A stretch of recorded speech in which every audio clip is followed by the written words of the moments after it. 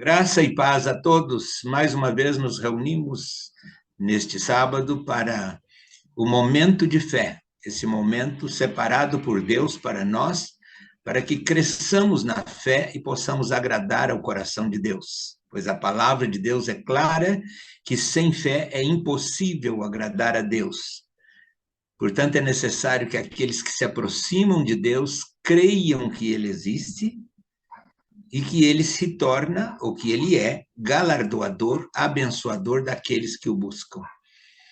E é por isso que nós buscamos a Deus, e buscamos pela fé. Decidimos crer nele e na sua palavra. E estudando a sua palavra, estamos estudando os milagres realizados na igreja primitiva.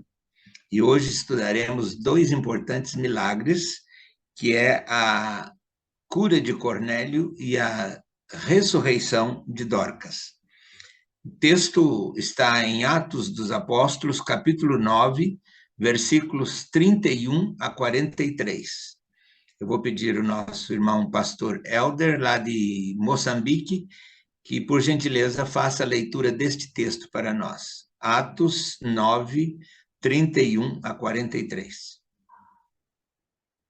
Amém.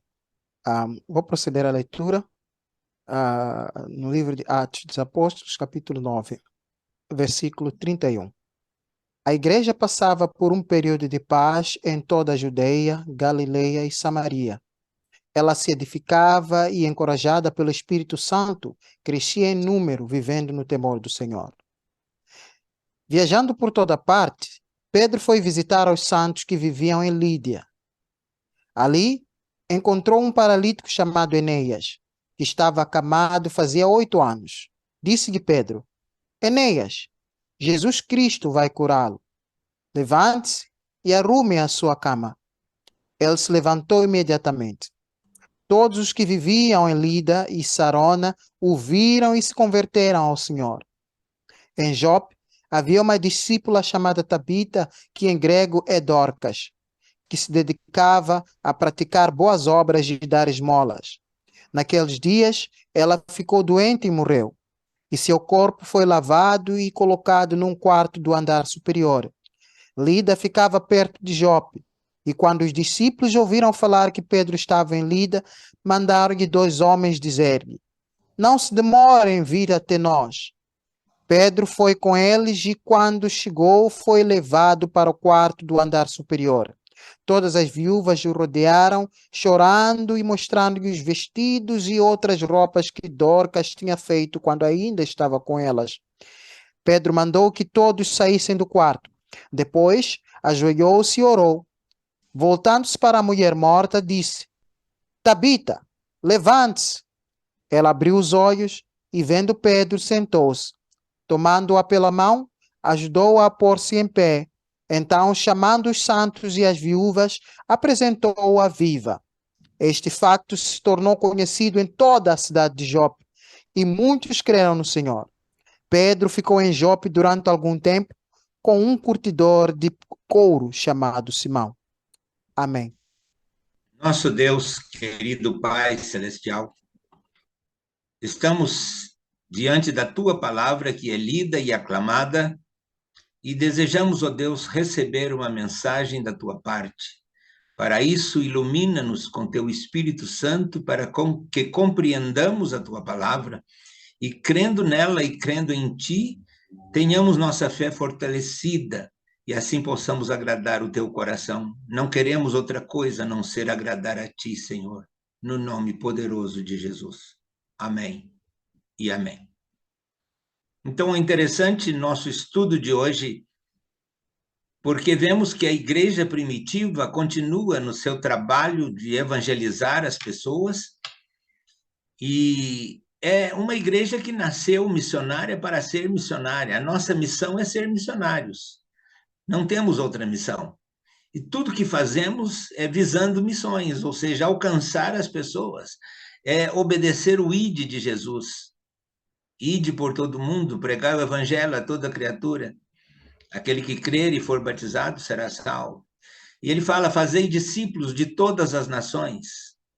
É isso que nós devemos fazer, e nós vemos que a igreja primitiva cumpria isso à risca, assim, de uma forma muito natural.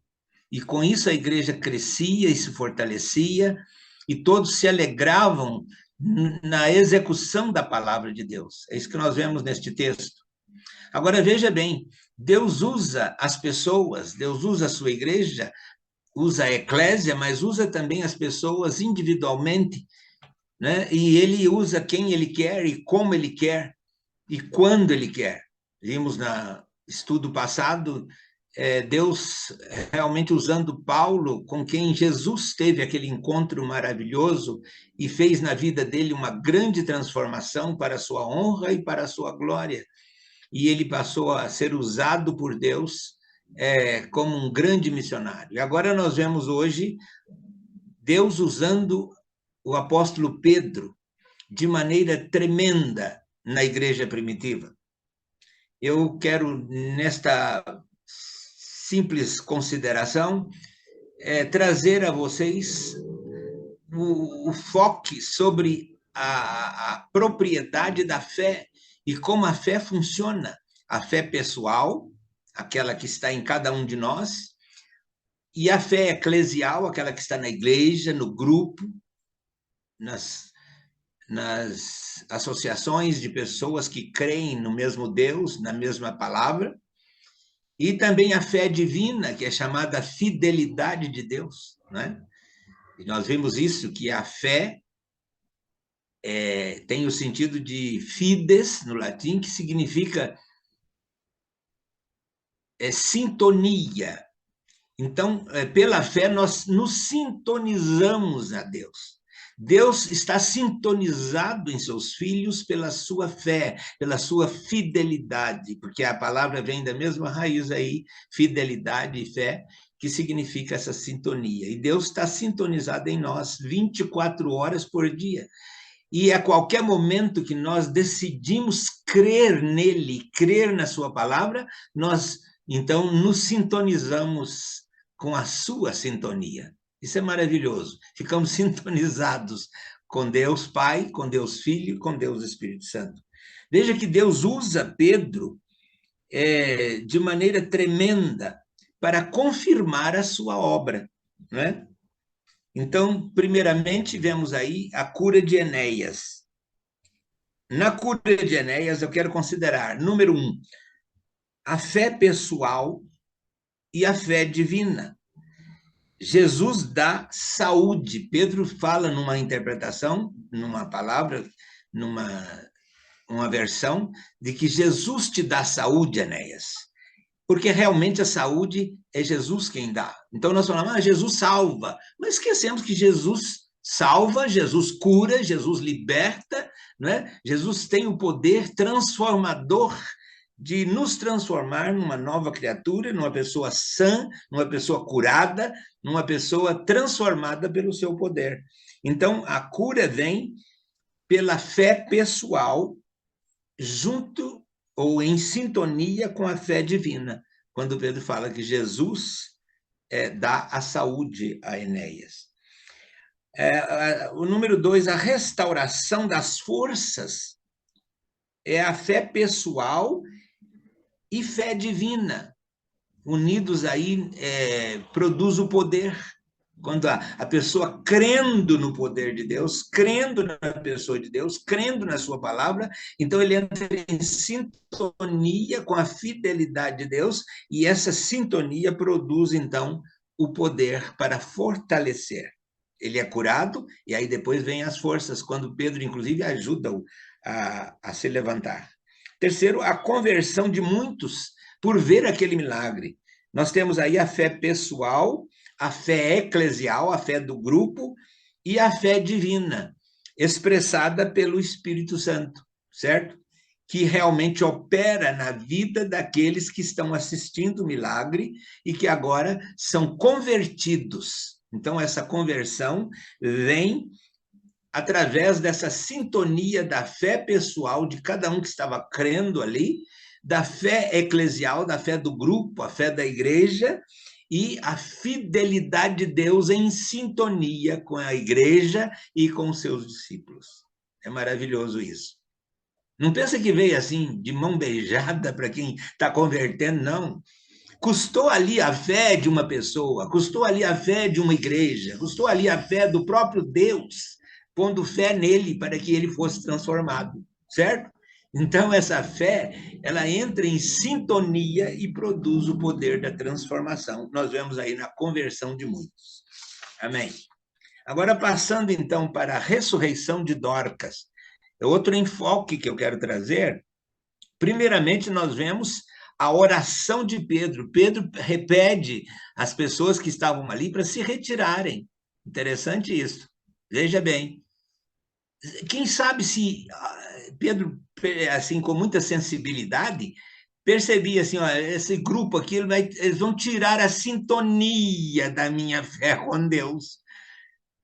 E se a gente perceber que tem um grupo que pode até perturbar a nossa comunhão com Deus, cai fora desse grupo.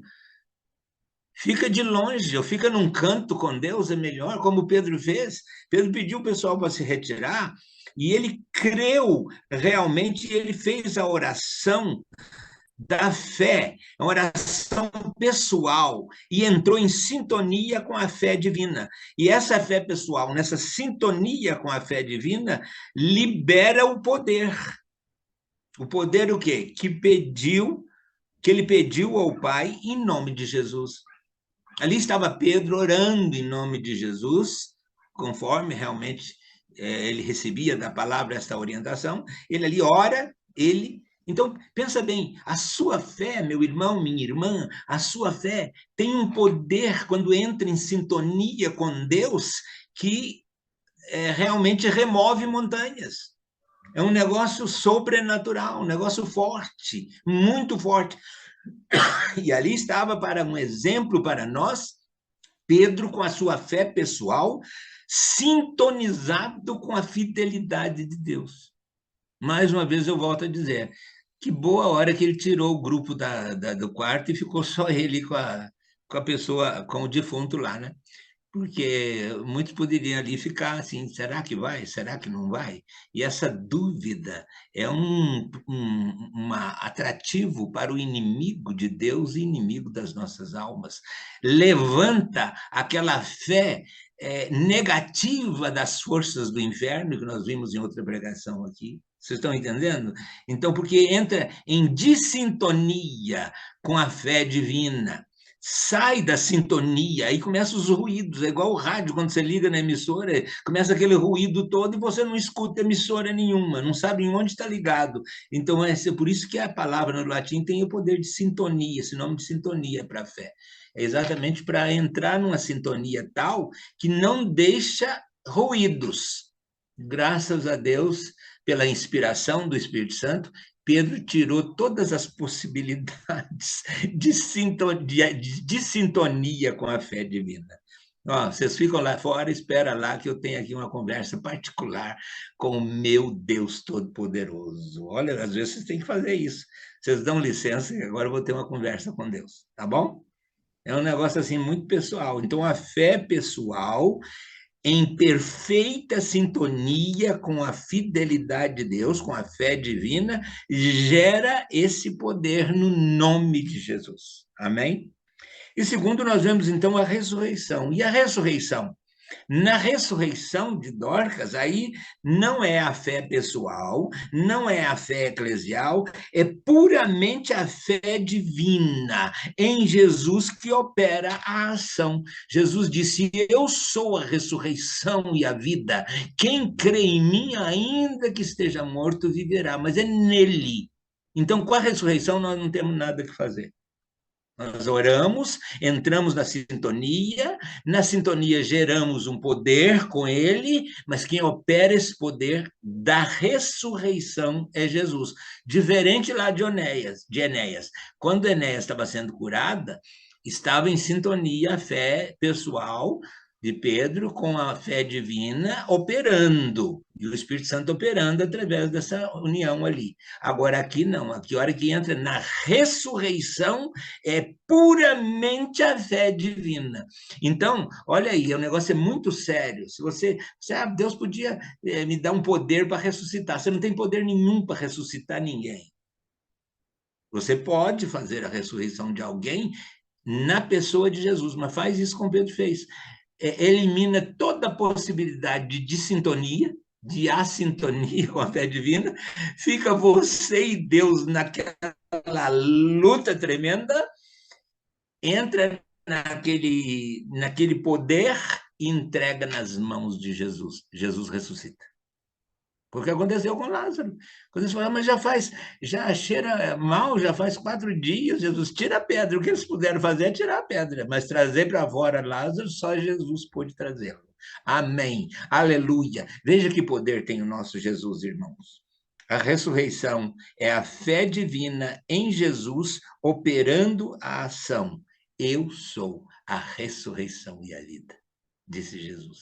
Aleluia. E terceiro e último, a apresentação viva. Aí Pedro trouxe a Tabita e a apresentou. Aí entra a fé divina no Espírito Santo, que mantém a vida da pessoa. Ela foi apresentada. Então, lembra que na criação, Deus operou a criação, Jesus implementou a criação do Pai, e o Espírito Santo chocou, ou seja, estabeleceu a vida e fez permanecer a vida. Aí está assim, ali, no poder de Deus Pai, Jesus operou a ressurreição e agora o Espírito Santo a mantém viva e entregue aos irmãos e irmãs de volta. Aleluia.